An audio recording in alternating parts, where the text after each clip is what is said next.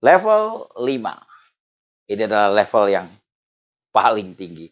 Tapi sebelum kita bicara lebih jauh level kelima, mari kita review sekilas 4 level sebelumnya. Level pertama, posisi.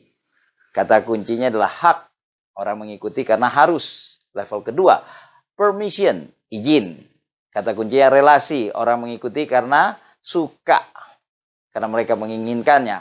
Level ketiga, production, produksi. Kata kuncinya result, hasil. Orang mengikuti karena apa yang sudah kita lakukan untuk organisasi atau perusahaan. Level keempat, people development. Kata kuncinya reproduksi. Reproduksi pemimpin. Orang mengikuti karena apa yang sudah kita lakukan kepada mereka secara personal. Nah, sekarang kita akan membahas level yang paling tinggi, level 5. Perhatikan workbook Bapak Ibu, saudara-saudari, teman-teman sekalian. Level kelima adalah level pinnacle, puncak.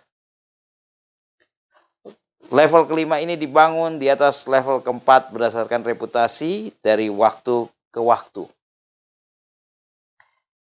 Pemimpin puncak atau pinnacle ini mengembangkan pemimpin lain untuk menjadi pemimpin level 4. Pemimpin puncak memiliki pengaruh di dalam dan di luar organisasi. Orang mengikuti pemimpin puncak karena dirinya dan apa yang ia suarakan. Kalau Bapak Ibu masih ingat, saya mengatakan di awal-awal sekali bahwa level 1 adalah hadiah dari perusahaan atau organisasi kepada kita. Kita diberikan posisi kepemimpinan. Maka level kedua, ketiga, dan keempat harus kita perjuangkan sebagai seorang pemimpin. Nah, kalau level 1 adalah hadiah dari organisasi, maka level kelima ini adalah hadiah dari orang-orang yang kita pimpin. Dengan kata lain, setelah kita punya posisi, kita terus-menerus membangun relasi, kita terus-menerus berjuang bersama-sama untuk satu prestasi, kita terus-menerus mengembangkan pemimpin lainnya. Maka suatu hari nanti, orang-orang yang kita pimpin ini akan mengangkat kita naik ke level kelima. Level 5 adalah hadiah dari orang-orang yang kita pimpin selama ini. Jadi level 5 bukan upaya yang diperjuangkan, melainkan adalah level hadiah. Jika Bapak Ibu dalam perjalanan kepemimpinan Anda sungguh-sungguh menginvestasikan waktu, membangun hubungan, berprestasi, membina pemimpin masa depan, suatu hari nanti mereka akan mengangkat Bapak Ibu ke level 5. Dan kata kunci di level 5 ini adalah respect. Sebagai pemimpin, kita betul-betul sangat dihargai. Betul-betul dihormati. Ciri-cirinya apa? Biasanya setelah kita pensiun, kita masih disambut dengan hangat manakala kita datang berkunjung di kantor. Orang-orang akan menyapa kita. Baik ketika kita datang ke kantor ataupun ketika kita bertemu di luar kantor, di mall, di tempat-tempat tertentu. Orang akan selalu kangen kepada kita. Dan seringkali kita masih dimintai pendapatnya tentang suatu permasalahan yang ada. Pemimpin level 5 kerap dipandang sebagai pemimpin yang punya otoritas moral. Ya, ini adalah otoritas tertinggi bagi seorang pemimpin. Karena dia dipandang punya otoritas moral.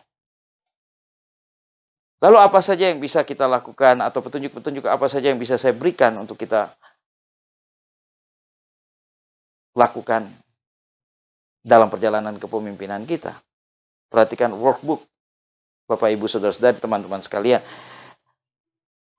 Di situ dikatakan fokus pada 20% talent yang Anda pimpin. Dengan kata lain, fokuslah pada orang-orang yang mendukung kesuksesan atau keberhasilan Anda sebagai pemimpin. Mereka ini ibarat angin yang membuat Anda terbang semakin tinggi, semakin tinggi. Orang-orang yang betul-betul mendukung kepemimpinan Anda. Ajarkan dan dorong mereka untuk mengembangkan pemimpin level tinggi lainnya. Level 5 adalah level tertinggi yang merupakan hadiah dari orang-orang yang Anda pimpin.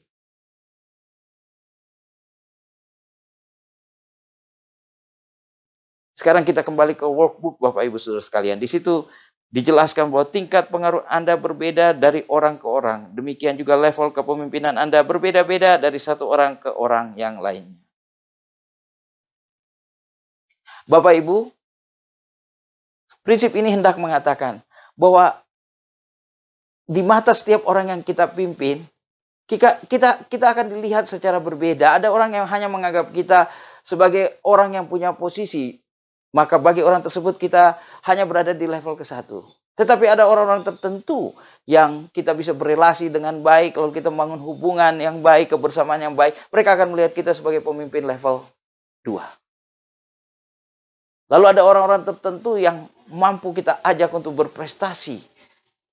Dan kita mencapai prestasi besar itu bersama-sama. Mereka memandang kita sebagai pemimpin level 3. Tapi ada mungkin sebagian kecil orang di dalam kepemimpinan kita, di sekitar kita, yang kita bina, kita mentoring, kita equipping, kita perlengkapi, kita didik mereka menjadi pemimpin masa depan. Mereka akan melihat kita di level ke-4.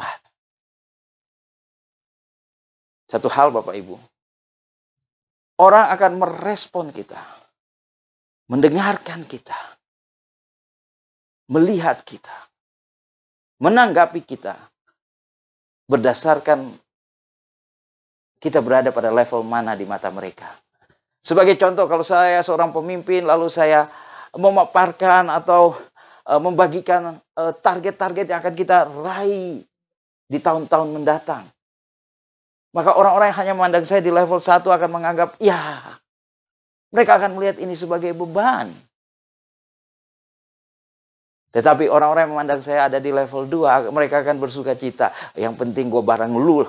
Yang penting saya ikut Bapak Ibu, karena perjalanan bersama Bapak Ibu kita sama-sama ada kebersamaan, ada semangat positif di situ. Mereka suka bersama-sama dengan kita dalam sebuah proses perjuangan. Orang-orang level 2 ini suka bersama kita. Tetapi orang yang ada di level 3, orang-orang yang berada di level 4 akan punya energi, akan punya motivasi yang tinggi untuk bersama-sama dengan kita mencapai target. Intinya adalah orang akan mendengarkan kita, melihat kita, merespon kita berdasarkan level di mana kita berada di mata mereka. Membangun kepemimpinan adalah sebuah proses. Saya sudah katakan di awal bahwa ini seperti kue lapis, kita bangun satu persatu di atas lapis-lapisan sebelumnya, sehingga pondasi kita semakin dalam, semakin solid kepemimpinan kita. Semakin tinggi, pondasinya semakin dalam dan semakin solid kepemimpinan kita. Ini butuh waktu. Dan sebagai catatan juga, kalau ada 10 orang di bawah kepemimpinan saya, maka 10 orang ini akan melihat saya di level 1 pada tahap awal. Lalu dari 10 orang mungkin saya hanya mampu berelasi, karena tidak semua orang mau menanggapi hubungan baik yang saya bangun dengan mereka. Ada orang yang dingin saja, tetapi ada orang-orang tertentu yang hangat, bersahabat, mau membina, membangun hubungan, membuka hatinya untuk saya. Nah, mungkin saja dari 10 orang yang saya pimpin, yang memandang saya di level posisi pada awalnya, akan ada 8 orang yang memandang saya di level 2. Karena saya membina hubungan dengan mereka, dan mereka menanggapinya dengan positif. Tetapi dari 8 orang ini, barangkali hanya ada 5 Bapak Ibu, yang bisa saya ajak untuk berjuang bersama-sama, berprestasi, naik ke level yang ke-3. Dan dari 5 orang ini, barangkali hanya 2.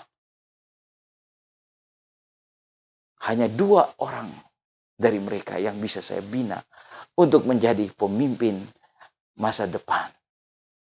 2 orang ini adalah orang-orang yang akan menjadi pemimpin-pemimpin di masa yang akan datang untuk menggantikan saya. Mereka adalah pemimpin-pemimpin yang lahir dari proses mentoring, equipping, dan seterusnya. Dan apabila saya melakukan ini, barangkali dari 2 itu, bisa jadi dua-duanya atau satu akan memandang saya ada di level 5. Karena begitu besar jasa saya.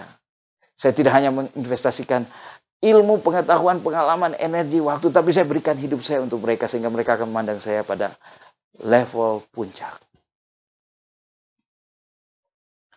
5 level of leadership. 5 level kepemimpinan, 5 tingkat kepemimpinan adalah tools yang sangat powerful untuk Anda berjuang mengembangkan kepemimpinan pengaruh Anda di dalam organisasi Anda.